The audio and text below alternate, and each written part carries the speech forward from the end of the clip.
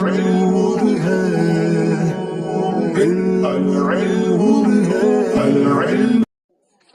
اللہ الرحمن الرحیم۔ دیکھیے، کل کے سبق کے اخیر میں آیا تھا کہ ذکر القاضی عیاض قول المعری هو مثله فی الفضل الا انه لم یأته برسالۃ جبریل، کہ امام قاضی عیاض نے معری شاعر کا قول ذکر کیا، اور جو قول ذکر کیا ہے اس میں صرف ایک شعر ہے، ایک بیت ہے، لیکن اس ایک شعر کو نقل کرنے کے بعد آگے اس کتاب میں کیا لکھا ہوا، وقال، اور یہ ذکر کرنے کے بعد امام قاضی عیاض نے ذکر کہا صدر البیت الثانی من ھذا القبیل، کہ اس دوسرے شعر کا پہلا مصرع، صدر شعر کا پہلا مصرع، عجز آخری مصرع بعد والا، تو دوسرے شعر کا پہلا مصرع اسی قبیل کفر سے ہے، اسی قبیل سے ہے۔ تو سوال یہ ہوتا ہے کہ یہاں پر تو ایک ہی شعر ذکر کیا ہے، اور ایک ہی شعر کو ذکر کر کے یہ کیسے کہنا صحیح ہوگا کہ دوسرے شعر کا پہلا مصرع؟ تو اس سے یہ سمجھ میں آیا کہ لگتا ہے کاتب نے یہاں پر اس سے پہلے والے ایک شعر کو نقل کرنے میں غلطی کی ہے اور اسے چھوڑ دیا ہے، اس کی وجہ سے یہ عبارت بے ربط معلوم ہوتی ہے۔ اب جب ہم نے شفا شریف کو کھنگالا، اس کو تلاشا، تو اس میں یہ پوری بات ملی کیا یہ پورا شعر ذکر کیا ہے؟ اس سے پہلے والا شعر ہے لولا انقطاع الوحی بعد محمد قلنا محمد عن ابیہ بدیلو، اپنے ممدوح کی شان میں کہتا ہے کہ وحی کا سلسلہ اگر محمد صلی اللہ علیہ وسلم کے بعد منقطع نہ ہو گیا ہوتا تو ہم کہتے کہ محمد یہ اپنے باپ کا بدل ہے یہ اس کا ممدوح ہے۔ اب آگے دوسرا شعر ہے ہوا مثلہ فی الفضل الا انہ، کہ یہ یعنی ممدوح یہ نبی کے مثل ہے، یعنی محمد صلی اللہ علیہ وسلم کے معاذ اللہ مثل ہے فضل میں، مگر یہ کہ جبرائیل رسالت لے کر اس کے پاس نہیں آئے۔ تو اب دیکھیں، اس طرح سے جب دو شعر ذکر کر دیں گے، اور ہے بھی وہ اصل کتاب میں دو شعر تھا، لیکن کاتب نے ایک شعر کو ختم کر دیا، جس کی وجہ سے صدر البیت الثانی کہنا یہ غلط ہو گیا تو اس کو آپ لوگ اس شعر سے پہلے لکھ لیجئے گا کتاب کے اندر۔ اب دیکھیے والقاری، اب آگے کا سبق آج سے جہاں سے ہے، والقاری فی ذیل قول القاضی و بیان خصائصہ التی لم تجتمع قبل فی مخلوق۔ دیکھیے، قاضی عیاض نے یہ کہا کہ اور نبی صلی اللہ علیہ وسلم کے ان خصائص کا بیان کہ جو آپ سے پہلے کسی مخلوق میں جمع نہیں ہوئے۔ کیا فرمایا؟ یہ ہیڈنگ ڈالی ہے کہ آپ کے ان خصائص کا بیان جو آپ سے پہلے کسی مخلوق میں جمع نہیں ہوئے۔ اس میں لگا ہوا کہ آپ سے پہلے جمع نہیں ہوئے۔ تو امام قاضی عیاض کے اس قول کے تحت، اس کے نیچے جو ملا علی قاری اس شفا کے شارح ہیں، وہ اس پہ یہ لکھتے ہیں قال، دیکھیے قالا جو آخر میں ربی مخلوقن کے بعد قالا، یہ متعلق ہوگا قاری سے، کہ ملا علی قاری نے امام قاضی عیاض کے اس قول کی بیان و خصائصہ التی لم تجتمع قبل فی مخلوق کے تحت کہا، قالا کہا، کیا کہا؟ دیکھیے وہ اصل میں اس میں تو یہ لکھا ہے کہ ان خصائص کا بیان جو حضور سے پہلے کسی مخلوق میں جمع نہیں ہوئی۔ اب رہی یہ بات کہ کیا حضور کے بعد جمع ہو سکتے ہیں آپ کے جیسے خصائص؟ تو اسی تعلق سے ملا علی قاری نے اس کے اوپر یہ تبصرہ کیا ہے۔ وَمِنَ الْمَعْلُومِ اسْتِحَالَةُ وُجُودِ مثلہ بعدہ، اور یہ بات تو معلوم ہے کہ آپ کے بعد آپ کے مثل کا پایا جانا یہ محال ہے، کیونکہ اب آپ کے اوپر نبوت ختم ہو گئی ہے، سلسلے نبوت آپ کے اوپر ختم ہو چکا ہے، آپ ہمیشہ کے لیے تا قیامت آپ ہی کی شریعت قائم رہے گی۔ تو اس طرح کی اور جو باتیں ہیں تو اس میں مثل کیسے کوئی ہو سکتا ہے کہ جب آپ آخری نبی ہو گئے تو یہ ایک صفت لے لیجئے، اسی صفت میں کوئی آپ کا مثل نہیں ہو سکتا ہے۔ تو اسی کو کہہ رہے ہیں کہ اور یہ بات معلوم ہے، واضح ہے کہ آپ کے بعد آپ کے جیسے کا پایا جانا یہ تو محال ہے کہ آپ کے بعد تو پایا ہی نہیں جا سکتا ہے، اور یہ خصائص وہ ہے کہ جو آپ سے پہلے بھی کسی کے اندر جمع نہیں ہوئے، اس کا مطلب یہ ایسے خصائص ہو گئے جو نہ آپ سے پہلے کسی کے اندر جمع ہوئے اور نہ آپ کے بعد کسی کے اندر جمع ہو سکتے ہیں۔ قال السعد فی شرح العقائد وقد يستدل ارباب البصائر على نبوته بوجہین۔ امام سعد الدین تفتازانی علیہ الرحمہ نے شرح عقائد میں کہا، کیا کہا؟ وقد يستدل ارباب البصائر على نبوته بوجہین، ارباب عقل و دانش، بصیرت سمجھ بوجھ رکھنے والے، عقل و دانش رکھنے والے حضرات نبی کریم صلی اللہ علیہ وسلم کی نبوت پر دو طریقوں سے استدلال کرتے ہیں۔ دو طریقے کیا؟ یعنی عقلی طور پر اپنے عقل و دانش کی بنیاد پر وہ دو جہتوں سے آپ کی نبوت پر استدلال کرتے ہیں اور کہتے ہیں کہ آپ کے نبی ہونے میں کوئی شک نہیں ہے، عقل بھی اس بات کو مانتی ہے۔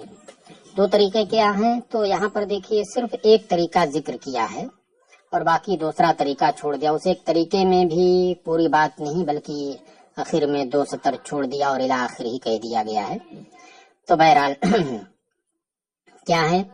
احدہما ما تواتر من احوالہ قبل النبوت وحال الدعوت وبعد تمامها واخلاقہ العظیمت واحکامہ الحکیمت واقدامہ حیث تحجم الابطال ووثوقہ بعصمت اللہ فی جمیع الاحوال وثباتہ علی حالہ لدى الاحوال بحیث لم یجد اعداؤہ مع شدت عداوتہم وحرصہم علی الطعن فیہ مطعنا ولا الى القدح فیہ سبیلا۔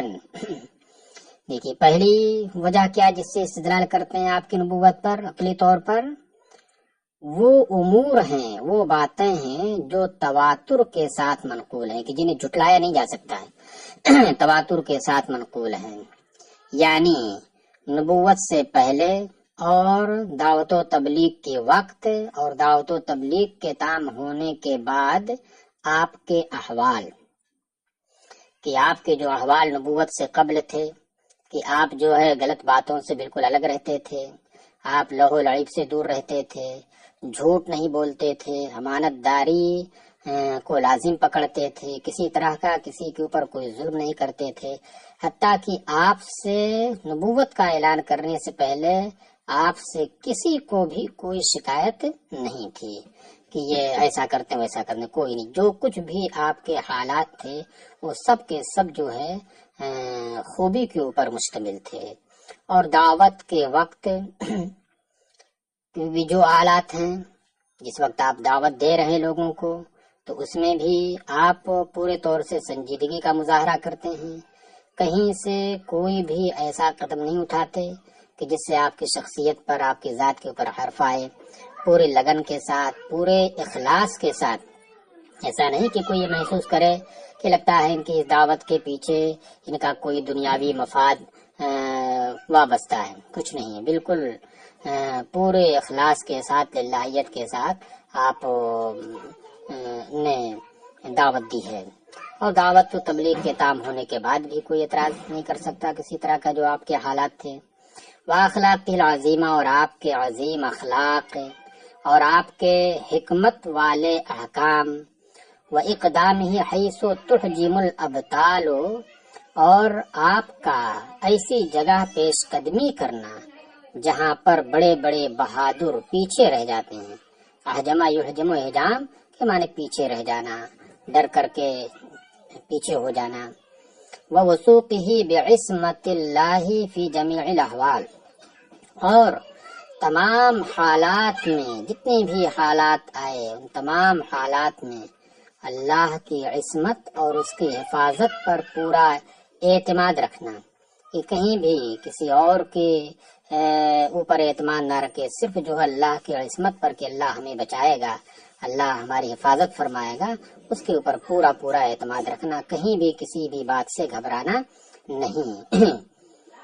وثباتہ علی حالہ لدی الاحوال، اور ہولناکیوں کے وقت آپ کا اپنی حالت کے اوپر ثابت رہنا. یہ ساری چیزیں اس طرح سے ہیں کہ لم یجد اعداؤہ مع شدت عداوتہم وحرصہم علی الطعن فیہ مطعنا، اس حیثیت سے، اس طور پر کہ آپ کے دشمن باوجود اس کے کہ سخت دشمنی رکھتے تھے اور آپ کے اندر طعن و تشنیع، نقد و جرح کے حریص تھے کہ کہاں سے کوئی کمی ملے ہم اس کو نکالیں، اس کے باوجود آپ کے دشمنوں کو آپ کے اندر کوئی طعن کی جگہ نہیں ملی. ہم یجد فیہ مطعنا، طعن و تشنیع کی کوئی جگہ نہیں ملی، کوئی گنجائش نظر نہیں آئی، اور نہ ہی آپ کے اندر جرح و تنقید کی کوئی راہ انہیں ملی کہ جس کو لے کر کے وہ آپ کے اوپر تنقید کریں اور آپ کے اوپر جرح و نقد کریں. نہیں. تو اب اس کے باوجود اگر کہیں کوئی راستہ نہ پائیں، جبکہ آدمی تلاش کر رہا ہے کہ کہیں سے کوئی کمی ملے، لیکن اس کے باوجود نہ ملنا، تو اس وجہ سے فَإِنَّ الْعَقْلَ، پس عقل یقین کرتی ہے کہ یہ سارے امور جو آپ کی ذات میں جمع تھے، تو عقل جو ہے یقین کرتی ہے کس بات کا؟ یجزم بامتناع اجتماع هذه الامور فی غیر الانبیاء، کہ اس بات کا یقین کرتی ہے عقل کہ انبیاء کے غیر انبیاء میں ان سارے امور کا جمع ہونا محال ہے. نبی ہی کوئی ہو سکتا ہے کہ جس کے اندر یہ ساری باتیں جمع ہو سکتی ہیں. اور اس بات کا بھی یقین کرتی ہے کہ وَأَن يَجْمَعَ اللَّهُ هَذِهِ الْكَمَالَاتِ فِي حَقِّ مَنْ يَعْلَمُ أَنَّهُ يَفْتَرِي عَلَيْهِ ثُمَّ يُمْهِلُهُ 23 سَنَةً. اور اس بات کو بھی محال یقین کرتی ہے. اس کا عطف سے اجتماع حاضر الامور پر کیجیے گا، امتناع پر نہیں، کیونکہ امتناع یہاں پر بھی آئے گا. اور اس بات کا بھی یقین کرتی ہے کہ اللہ تبارک و تعالی کا ان کمالات کو ایسے کے حق میں جمع کرنا جس کے بارے میں جانتا ہو کہ وہ اس پر جھوٹ بولے گا، اور پھر اس سے 23 سال تک مہلت دینا، یہ محال ہے. یعنی عقل اس بات کا یقین کرتی ہے کہ اللہ تعالیٰ ایسے امور کو جھوٹے کے حق میں جمع نہیں کر سکتا ہے، اور پھر اگر اسے 23 سال تک مہلت بھی دیتا رہے، 23 سال تک وہ اپنے اس دعوے کا پرچار و پرسار کرتا رہے، تو ایسا نہیں ہو سکتا ہے. تو اس کا سیدھا مطلب یہ ہے کہ نبی کریم صلی اللہ علیہ وسلم واقعی نبی ہیں قطعی طور پر. الی آخرہ. دیکھیے اس میں بھی پہلی وجہ بیان کی، پہلی وجہ یہاں پر نقل کی ہے، اس میں بھی 2 سطر چھوڑ دی جس کو اعلیٰ حضرت علیہ الرحمٰن نے حاشیے میں وہ پوری بات ذکر کر دی ہے. کیا تمام ہو، یعنی اس وجہ کی تکمیل یہ ہے ثم یظہر دینہ علی سائر الادیان وینصرہ علی اعدائہ ویحیی آثارہ الی یوم القیامۃ. یعنی کہ عقل اس بات کو محال مانتی ہے کہ اللہ تعالیٰ ان امور کو ایک جھوٹے کے حق میں جمع کر دے، اور پھر اسے 23 سال تک مہلت دیتا رہے، اور پھر اس کے دین کو تمام دینوں کے اوپر غالب کر دے، اور اس کے دشمنوں کے خلاف اس کی مدد کرے، اور قیامت تک اس کے آثار کو، یعنی اس کی شریعت کو، اس کے دین کو زندہ رکھے. عقل اس بات کو مانتی نہیں، اسے محال مانتی ہے. اس لیے یہ ماننا پڑے گا کہ جس کے حق میں یہ چیز ہوئی ہے وہ واقعی نبی ہے. والنجدی قال فی حق شیخہ، اور نجدی نے اپنے پیر سید احمد رائے بریلوی کے بارے میں کہا. یہ جو بات یہاں پر آ رہی ہے تو یہ پہلے بھی پیچھے ذکر کر چکے ہیں. شروع میں باب النبوات جہاں سے شروع ہو رہا تھا اس کے 2-4 صفحے کے بعد یہ چیز آئی تھی لیکن اب یہاں پر موقع کے مناسب چونکہ ہوئی اس وجہ سے اس کو یہاں پر ذکر کر دیا۔ اس میں کیا ہے؟ نبی کریم صلی اللہ علیہ وسلم سے مشابہت کی بات، کہ نبی کریم صلی اللہ علیہ وسلم کے کمالات سے مشابہت کسی کو نہیں ہو سکتی ہے۔ اور نجدی نے یعنی اسماعیل دہلوی نے اپنے شیخ سید احمد رائے بریلوی کے بارے میں یہ کہا ہے، کیا انہو کان مخلوقا من بدو الفطرت علی کمال مشابہت رسول اللہ صلی اللہ علیہ وسلم، کہ وہ تو ابتدائے پیدائش ہی سے رسول اللہ صلی اللہ علیہ وسلم کی کمال مشابہت پر پیدا ہوئے تھے، یعنی شروع ہی سے رسول اللہ صلی اللہ علیہ وسلم کی کمال مشابہت پر پیدا ہوئے تھے۔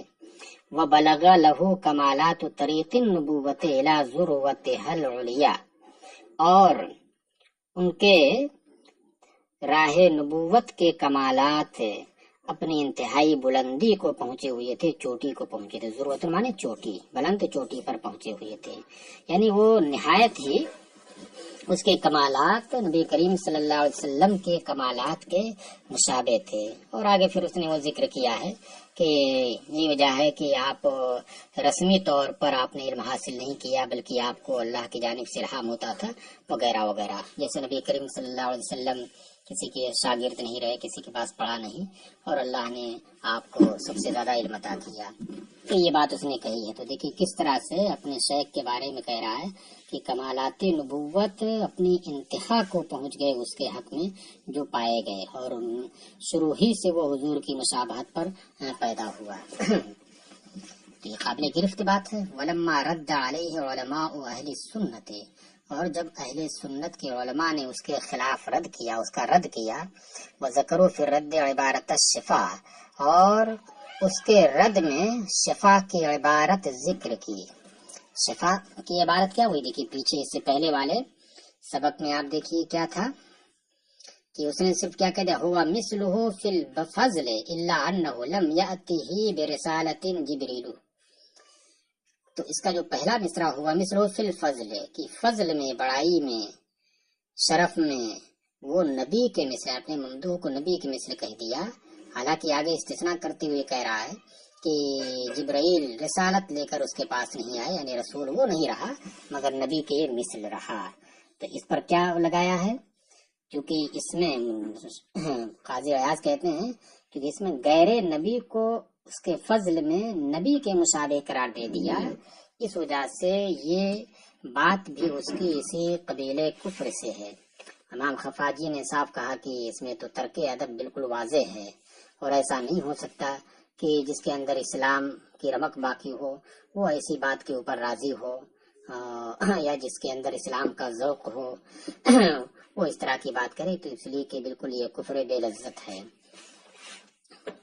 تو جب یہ کہہ رہے ہیں کہ اور انہوں نے یعنی علماء اہل سنت نے رد میں شفا کی عبارت ذکر کی اس کے سامنے، تو کیا کرنے لگا، فَالنَّجَّادُ تَصَدَّى لِجَوَابِهِ بِمَفْتَضَحَ وَالنَّدِيمَ مُوَافِقُهُ وَمُخَالِفُهُ اقْتَرَحَهُ۔ تو اس نجدی نے، نجاد بستر بچھانے والا، مراد کیا ہے؟ نجاد بساط نجدیت، نجدیوں کی بساط بچھانے والے یعنی اسماعیل دہلوی اس کے جواب کے لیے ایسی باتوں سے درپے ہو گیا، اس کا جواب دینے لگا کیسی باتوں سے؟ ایسی باتوں سے کہ بمفتدحا، کہ جس کی وجہ سے وہ رسوا ہو گیا، وہ ندیمہ، یعنی کوئی جواب نہیں بن پڑا، بالکل سوال کچھ اور ہے اور جواب کچھ اور ہے، جواب اس کا بن نہیں پڑا، اس کی وجہ سے وہ رسوا بھی ہوا، وہ ندیمہ موافق ہو، اور اس کی موافقت کرنے والا شرمندہ ہوا، وہ کہ ہمارے شیخ صاحب نے کیسا جواب دے دیا، وہ مخالف ہو اقترحہ اصل ہے، اور اس کے مخالف نے اس کو مجروح کیا، اس کو عیبدار کیا، کہ یہ تو تنقید کی اس کی۔ وقد فرغنا بحمد اللہ عن کشف عوارہ فی تلخیص الحق، اور اللہ کی حمد کے ساتھ ہم اپنی کتاب تلخیص الحق کے اندر اس کے عیب کو ظاہر کرنے سے فارغ ہو چکے، یعنی اس کے اندر اس کے عیب کو ظاہر کر چکے ہیں۔ عوار عین کی تینوں حرکتوں کے ساتھ، عوار، عوار، عوار، اس کے معنی ہوتا ہے عیب، خلل۔ تلخیص الحق یہ ان کی کتاب ہے۔